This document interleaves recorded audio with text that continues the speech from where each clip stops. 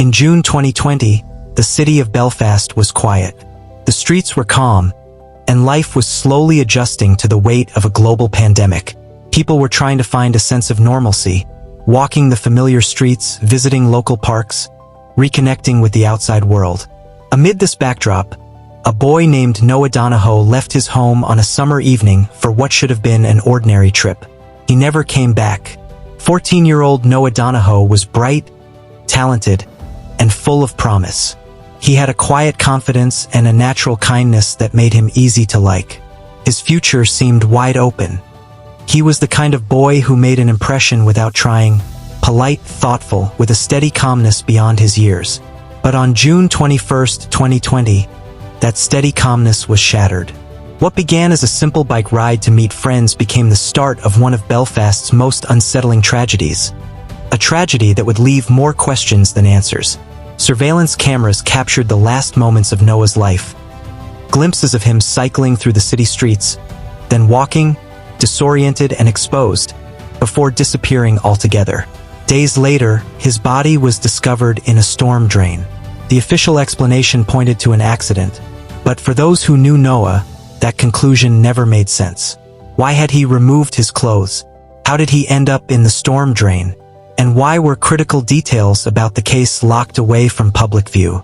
Noah's mother, Fiona Donohoe, has fought tirelessly for answers.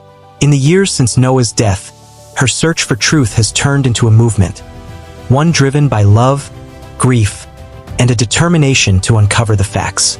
But the more she pushed for transparency, the more resistance she faced. Files were sealed, information withheld, and the full story remained just out of reach. This is the story of Noah Donohoe, a boy whose life was cut short under circumstances that remain shrouded in mystery. A boy whose death left a city searching for answers. A boy whose mother continues to fight for justice. Noah Donohoe was born on November 25, 2005. He lived with his mother, Fiona, in Belfast. From an early age, Noah stood out. He was bright, curious, and deeply thoughtful. His mind was sharp, absorbing information quickly and making connections that others might miss. He had a quiet but undeniable confidence, the kind of boy who didn't need to draw attention to himself. He attended St. Malachy's College, one of Belfast's most respected schools. Teachers described Noah as disciplined and focused, the type of student who always showed up prepared and took his work seriously. His classmates spoke of his kindness, his willingness to help others, and his natural calmness. He wasn't loud or attention-seeking. He had a quiet strength that made people feel comfortable around him. Noah's talents extended beyond academics. He was a gifted musician who played the cello with a depth of feeling that was rare for someone his age. His music was thoughtful and precise, a reflection of his personality. At school performances, he sat quietly before taking the stage, his focus unshakable. When he played, it was clear that music was more than a skill. It was a language he understood instinctively. Noah loved to read. He could spend hours immersed in books, exploring new ideas and different perspectives. He was naturally curious, always asking questions, always wanting to understand how things worked. Fiona encouraged this curiosity, nurturing his interests and helping him find confidence in his intellect. But Noah wasn't just gifted in academics and music. He was also athletic. He loved riding his bike through the streets of Belfast. Cycling gave him a sense of freedom, a way to clear his mind and explore the city on his own terms. He knew the streets well. The rhythm of pedaling through the city was something he found comforting. Fiona and Noah shared a deep bond. They weren't just mother and son, they were best friends. Fiona often described Noah as her rock. Steady, reliable, and deeply compassionate. He was protective of her, always thinking about her feelings. In many ways, they leaned on each other. Noah was kind-hearted and loyal. He wasn't interested in impressing people or gaining attention. He valued quiet moments, reading, practicing music, riding his bike through the city. He seemed to understand the world in a way that was unusual for someone his age. His future seemed limitless. Sunday, June 21, 2020, was an ordinary summer evening in Belfast. The air was warm, and the city streets were quiet. At around 5:30 p.m., Noah left his home on his bike. He was carrying a backpack with his laptop and some books. His plan was simple: to meet friends at a park. CCTV footage captured Noah cycling through the streets. He was calm, steady. He showed no signs of distress. He was wearing a helmet and carrying his backpack. He navigated the streets with ease, as he had done countless times before. At 5:42 p.m., Noah was seen falling off his bike. Witnesses described him getting back up quickly, brushing himself off, and continuing to ride. He didn't seem injured, but his behavior shifted. He rode with less certainty, his pace slowing. At 5:57 p.m., Noah was seen removing his backpack and helmet. Then he began taking off his clothes. He left his clothing and belongings scattered on the side of the road. Surveillance footage captured him walking through the streets, naked, disoriented, and vulnerable. People who saw him described his expression as blank. He wasn't shouting or panicking. He seemed detached from his surroundings, walking with a quiet determination that didn't match the situation. When Noah didn't come home that night, Fiona knew something was wrong. She reported him missing to the police. Officers began searching the area almost immediately. Flyers were posted, and volunteers from the community joined the search. Noah's disappearance quickly became headline news, but the details didn't add up. Why had Noah removed his clothes? Was he suffering from a head injury? A medical episode? The lack of answers fueled more confusion. Fiona knew her son. This wasn't normal behavior. Something had happened. In the hours that followed, the search for Noah intensified. Police and volunteers combed the streets, parks, and riverbanks. The hours turned into a day. The day turned into two. As the search widened, so did the unease.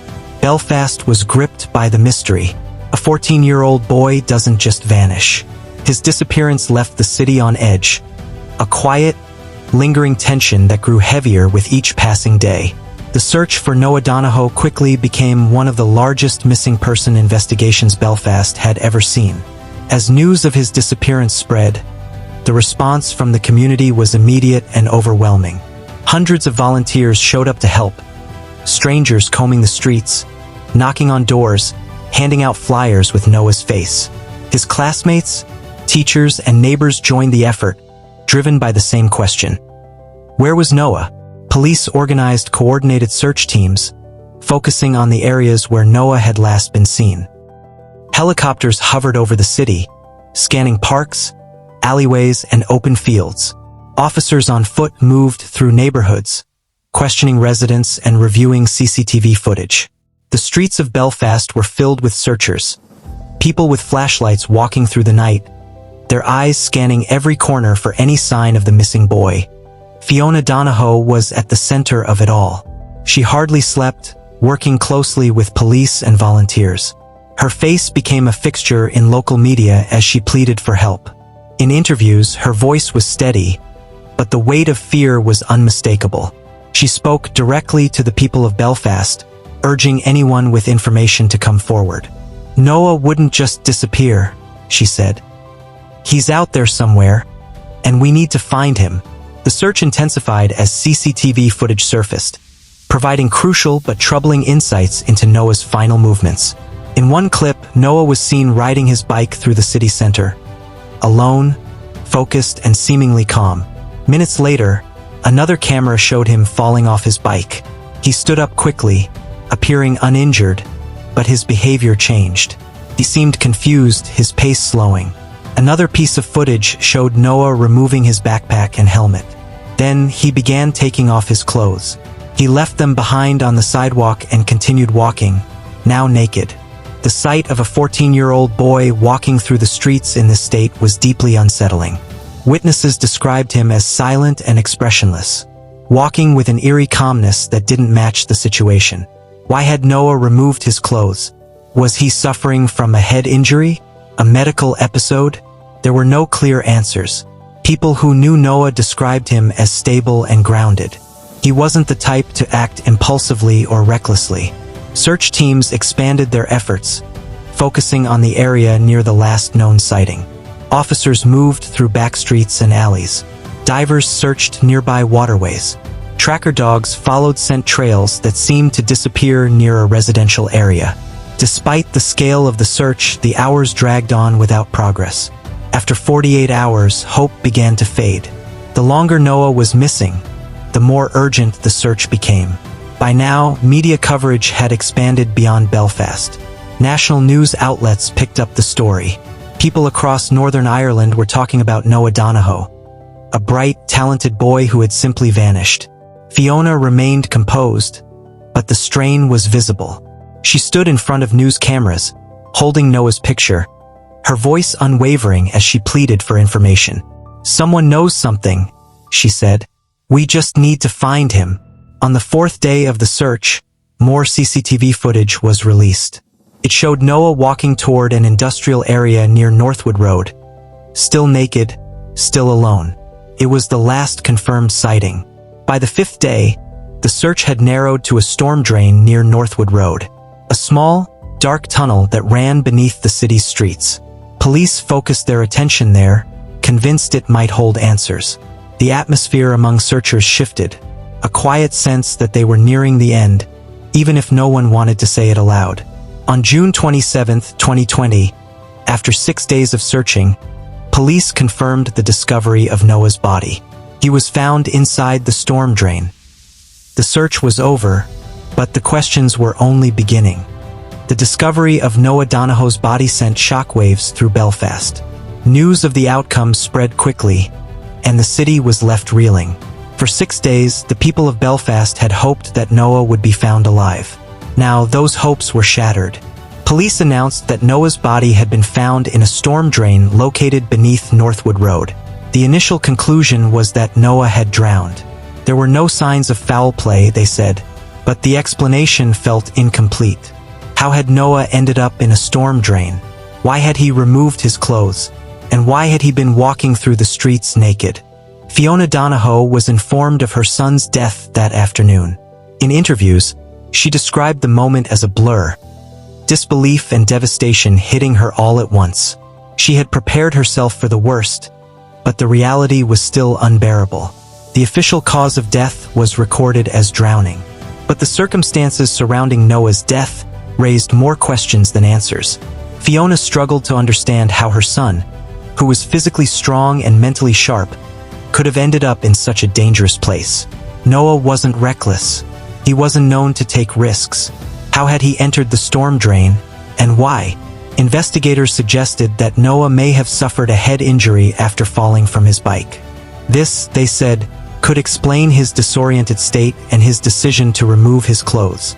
But there was no concrete evidence to support this theory. A post-mortem examination revealed no major head trauma. There were also questions about the storm drain itself. The entrance was small and difficult to access. It seemed unlikely that Noah would have entered it voluntarily. And if he had fallen or slipped, why were there no injuries consistent with such an event? Police maintained that Noah's death was a tragic accident. But Fiona wasn't convinced. She began asking questions, pushing for more details about the investigation and the evidence. Why had some CCTV footage been withheld? Why were certain case files sealed from public view? Fiona wasn't satisfied with vague answers. She wanted the truth. The community shared her unease.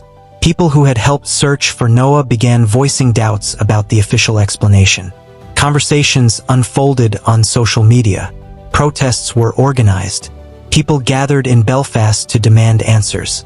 A growing number of people believed that the full truth about Noah's death had not been revealed. In the days following Noah's funeral, Fiona's grief turned into determination. She vowed to keep fighting until she had the answers she deserved. "Noah wouldn't have done this," she said. "Something happened, and we need to know what." The investigation into Noah's death remained open, but the deeper Fiona pushed, the more resistance she faced. Police insisted that there was no foul play. Officials declined to release certain files related to the case, citing legal and privacy concerns. Fiona was met with closed doors and unanswered calls, but she refused to give up. What began as a search for a missing boy was turning into something larger, a search for truth and accountability. The discovery of Noah's body had answered one question: where he was. But it had created many more. What happened to Noah Donohoe on June 21, 2020? And why were so many answers out of reach? In the days and weeks following Noah Donohoe's death, Fiona Donohoe pressed authorities for more answers. The official explanation, that Noah had drowned after entering the storm drain, left too many gaps. Fiona's instincts told her there was more to the story. Her son was careful and level-headed. He knew his way around Belfast. He wasn't prone to making reckless decisions. For him to end up naked and alone in a storm drain didn't make sense. The police maintained that Noah's death was a tragic accident. They cited CCTV footage showing Noah removing his clothes and walking toward the industrial area near the storm drain. They pointed to the theory that Noah had suffered a head injury, causing confusion and disorientation. But the evidence to support this was thin. The post-mortem showed no signs of significant head trauma. There was no medical history suggesting Noah was prone to such behavior. Fiona wanted to see the evidence for herself. She requested access to police reports, medical findings, and CCTV footage that had not been publicly released. Her requests were denied. Authorities cited legal restrictions and the need to protect certain individuals involved in the investigation. Fiona's frustration grew. Why would information about her own son's death be kept from her? Determined to uncover the truth, Fiona began speaking publicly about her concerns. She gave interviews to local and national media, questioning the gaps in the investigation. She pointed to inconsistencies in the timeline and raised questions about the missing CCTV footage.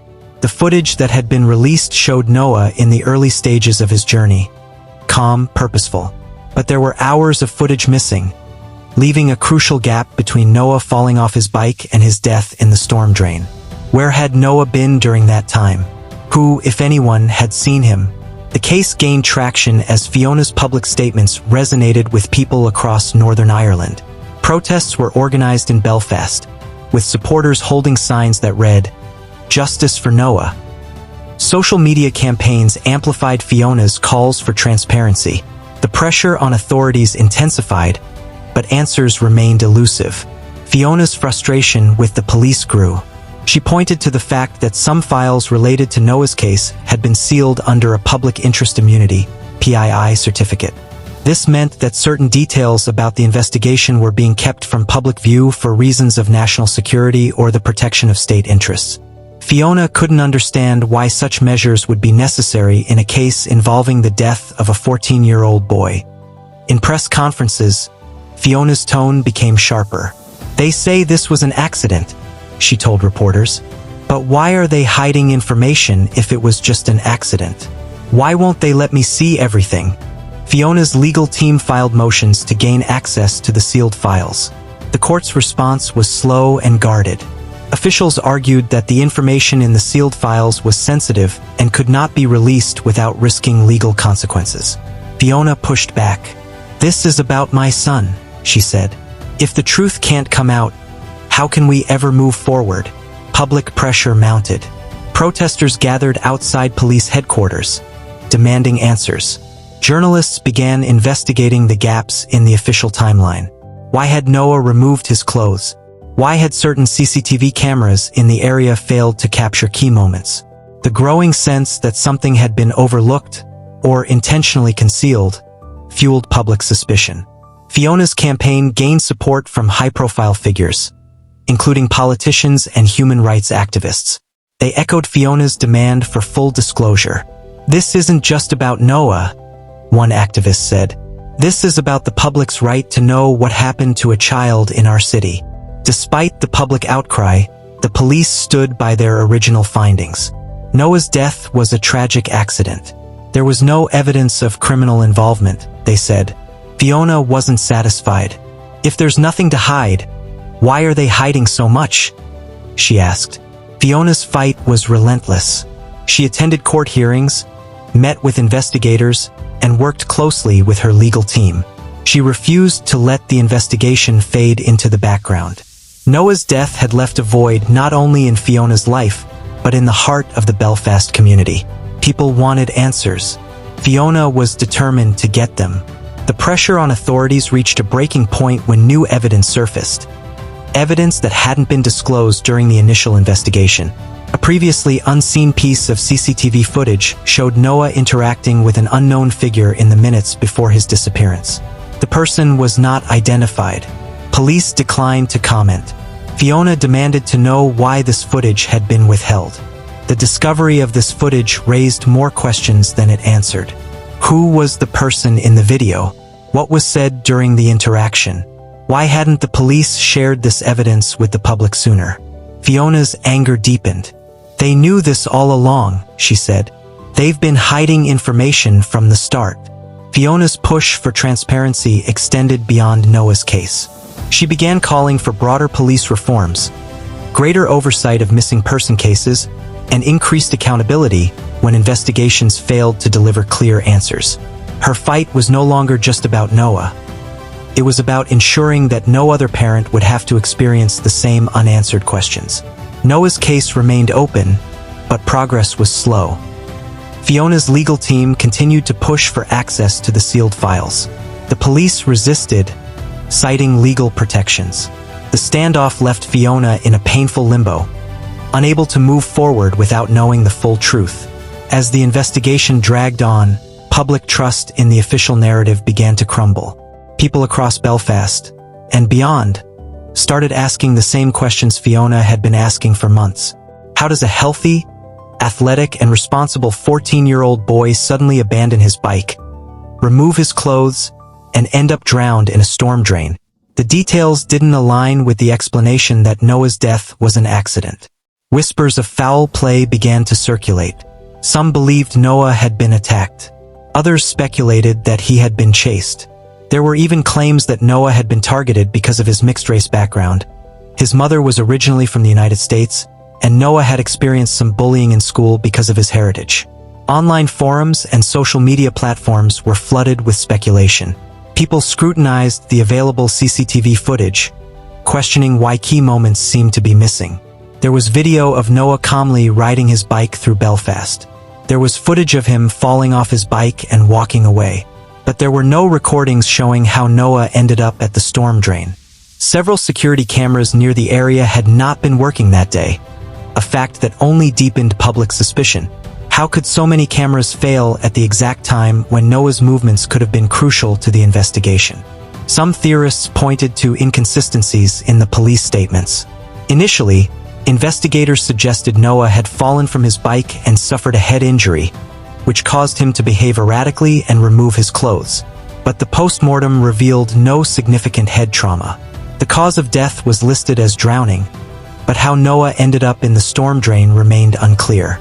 The revelation that some of the files related to Noah's case had been sealed under a public interest immunity, PII, certificate added fuel to the speculation.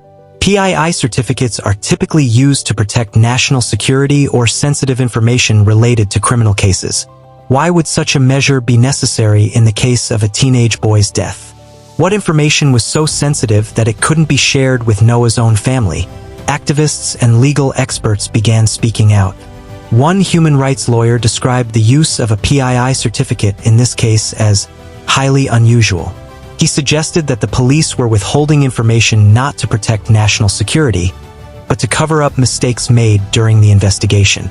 There's no logical reason for this level of secrecy unless something went wrong, he said. Fiona herself was cautious about embracing conspiracy theories. She didn't want to lose credibility by endorsing unsupported claims. But she couldn't ignore the growing sense that the truth was being kept from her. "I'm not saying this was a conspiracy," she told reporters, "but they're hiding something. That much is clear." Public pressure grew after a local journalist reported that additional CCTV footage existed, footage that had not been released to the public. According to the journalist's sources, the footage showed Noah interacting with two unidentified men shortly before his disappearance. The men were reportedly questioned by police but were never publicly named. The police denied that such footage existed. Demonstrations erupted in Belfast. Protesters gathered outside police headquarters, holding signs that read, "Justice for Noah," and "Release the files." Fiona attended many of the protests, often standing silently at the front of the crowd, holding a photo of Noah. The protests remained peaceful, but the message was clear. The public wasn't satisfied with the official explanation. More inconsistencies began to surface. Witnesses came forward claiming they had seen Noah in the hours before his disappearance. One woman said she had seen a boy matching Noah's description looking confused and distressed near a local shopping center. Another man reported seeing Noah walking toward the industrial estate where the storm drain was located, but he was accompanied by another person. Neither of these sightings had been included in the official timeline. The police's handling of the case came under scrutiny. Why hadn't these witnesses been interviewed earlier? Why was the public only learning about these details months after Noah's death? Journalists began digging deeper into the background of the case. Some suggested that the police had mishandled the early stages of the investigation, failing to secure key evidence, overlooking possible witnesses, and dismissing certain leads too quickly. Political pressure mounted. Members of the Northern Ireland Assembly called for an independent review of the investigation. Fiona's legal team filed motions to have the PII certificate overturned, arguing that the public had a right to know the full details of Noah's death. The police resisted, insisting that the investigation had been thorough and professional. "We stand by our conclusion that this was a tragic accident," a police spokesperson said. The public wasn't convinced. Rumors spread that Noah had been the victim of an attack, possibly targeted because of his mixed-race background. Others speculated that Noah had witnessed something he shouldn't have seen, something that made him a threat to powerful figures. Fiona herself remained measured. "I'm not interested in conspiracy theories," she said. "I'm interested in facts. And right now, the facts don't make sense." The sealed files became a flashpoint. Journalists and legal experts pressed the police to explain why certain details were being withheld. The police cited national security and the need to protect ongoing investigative methods. But to the public and to Fiona, these explanations felt hollow. If they have nothing to hide, why not release the files? Fiona asked. Tensions escalated when an anonymous source leaked internal police documents to a journalist. The documents suggested that police had known about Noah's location hours before his body was discovered, but had delayed sending search teams to the area. The leak sparked outrage. Fiona demanded answers. "They had a chance to save him," she said. "Why didn't they?" The police refused to comment on the leaked documents. Public faith in the authorities reached an all-time low. Fiona's legal team pushed for a full public inquiry, a demand that gained support from political leaders and human rights organizations. "This is bigger than one case," a political leader said. "This is about trust in our institutions." Despite the mounting pressure, the police maintained their original conclusion. Noah's death was a tragic accident. There was no evidence of foul play. The sealed files remained sealed. Fiona's frustration deepened, but her resolve hardened. "I'm not giving up," she said. "They owe Noah the truth." The conspiracy theories continued to swirl, but Fiona remained focused on the facts. She wanted the files opened. She wanted the missing CCTV footage released. She wanted to know why her son's last hours had been so chaotic and unexplained. "I don't care what it takes," she said. "I will find out what happened to Noah." The case was no longer just about Noah. It had become a test of the public's trust in the police and the justice system. Fiona had become a symbol of resilience, a grieving mother who refused to be silenced.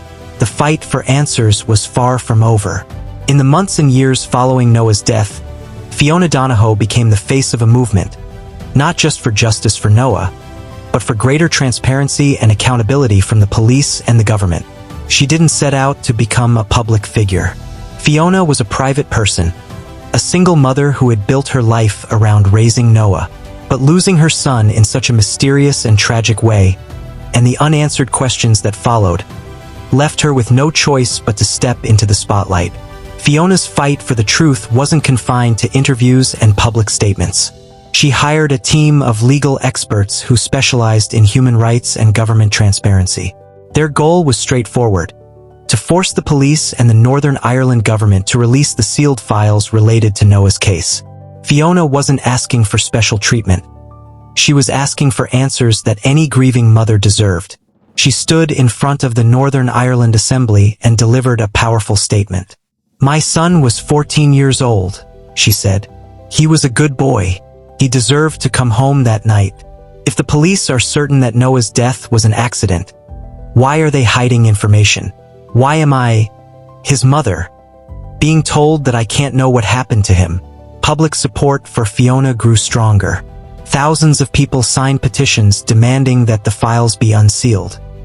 Protesters gathered outside government buildings, holding signs that read, "Justice for Noah" and "Open the files."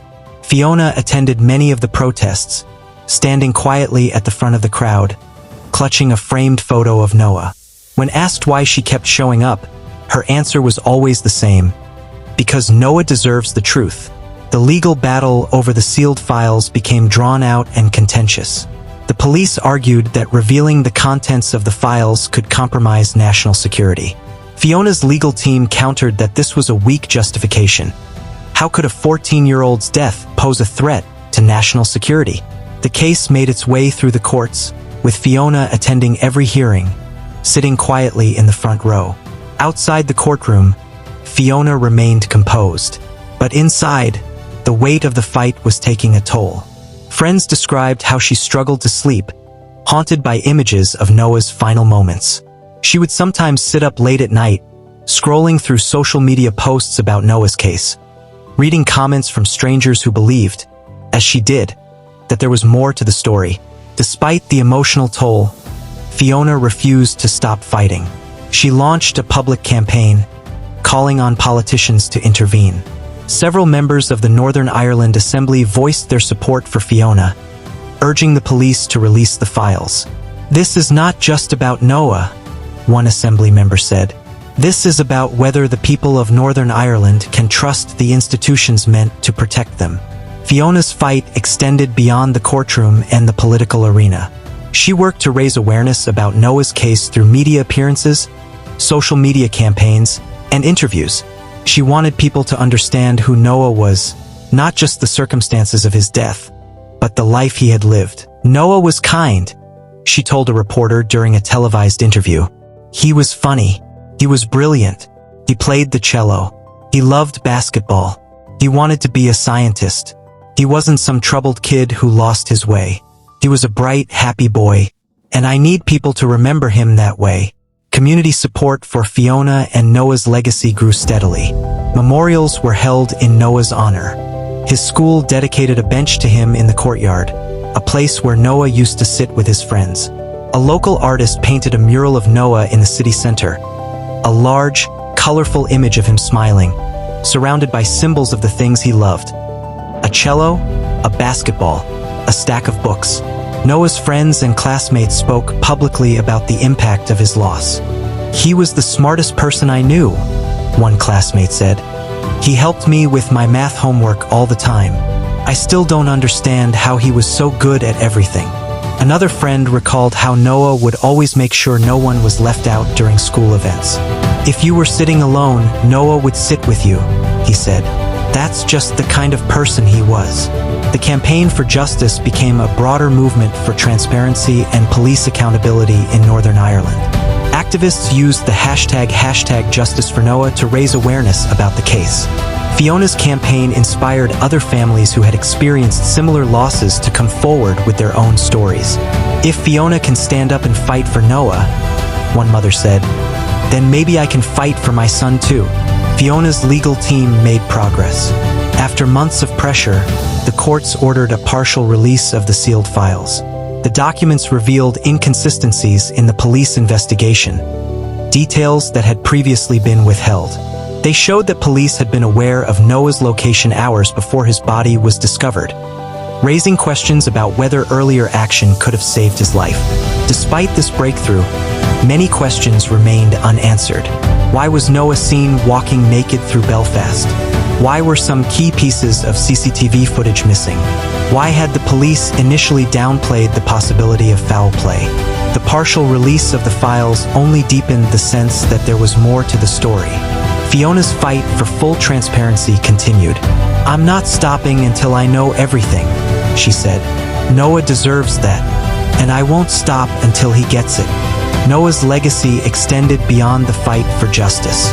His story inspired new conversations about mental health, bullying, and public safety in Northern Ireland. Schools began implementing new programs to support students' emotional well-being. The local council approved new measures to improve security around storm drains and public infrastructure. Fiona's strength became a source of inspiration. People admired her resilience, the way she channeled her grief into a relentless pursuit of truth. "It would be easy to give up," Fiona said during one interview.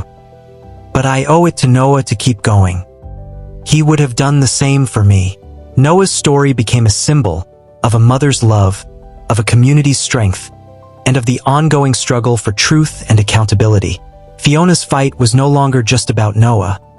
It was about ensuring that no other family would have to experience the same loss and uncertainty. Years have passed since Noah Donohoe's body was found in that storm drain, but the questions surrounding his death have not faded. If anything, they have grown louder. Despite the partial release of the sealed files, the full truth remains out of reach.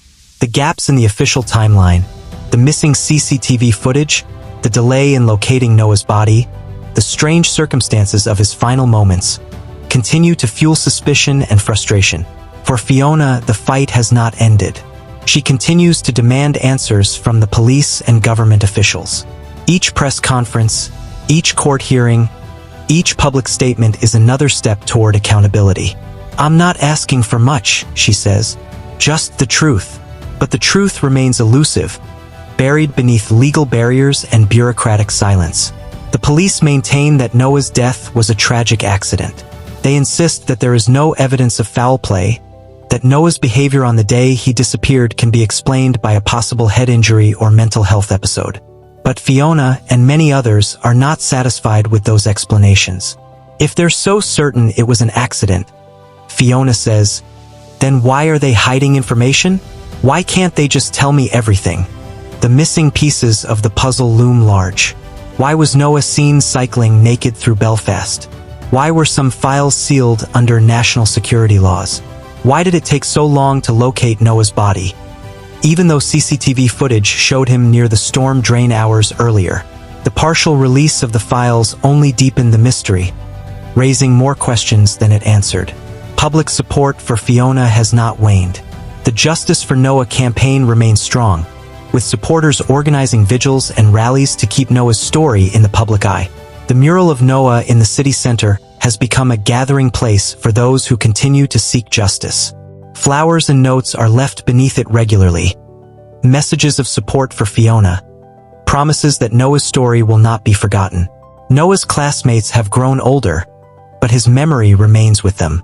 His cello teacher says that students sometimes request to play the same pieces Noah once played. "It's their way of keeping him with us," the teacher says.